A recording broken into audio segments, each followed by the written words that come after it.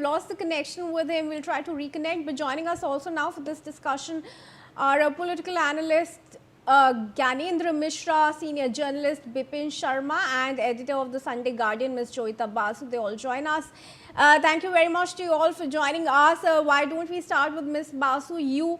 How do you respond to Rahul's address in Parliament today?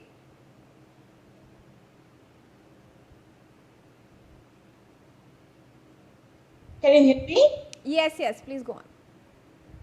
Yeah, I mean, while it is important that an issue be raised, about education and what young people expect and all that, while that is all very important, but then to, try to score brownie points, or rather try to basically play to the so-called youth gallery by using unparliamentary words and then charging the Home Minister directly on something that is kind of, that is frankly unacceptable and immature.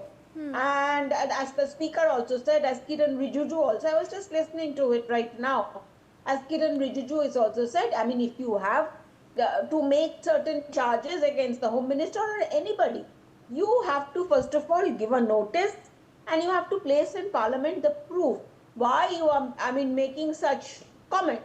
And frankly, for him to try and score some points like that, I think that was extremely immature, and I had a major problem with the fact that he was using words like idiot.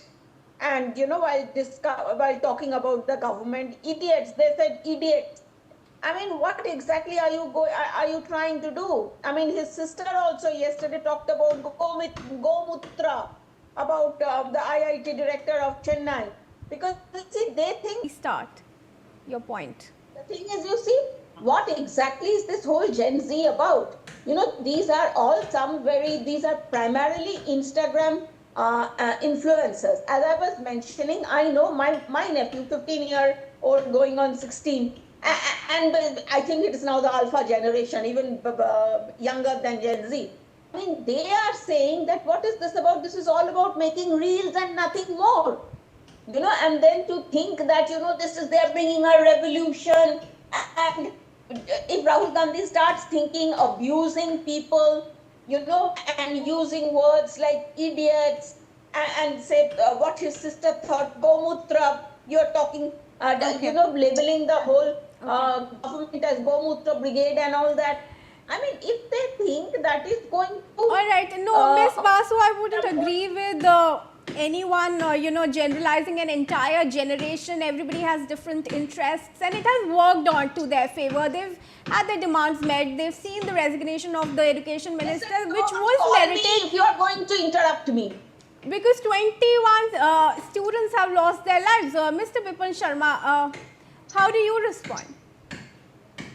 Well, to a great extent, I agree with Joyita. And there are two aspects of the coin. First of all, you can't defend the indefensible. As far as the students who lost their life, that can't be justified by any means. So that has to be condemned in one tone and tenor.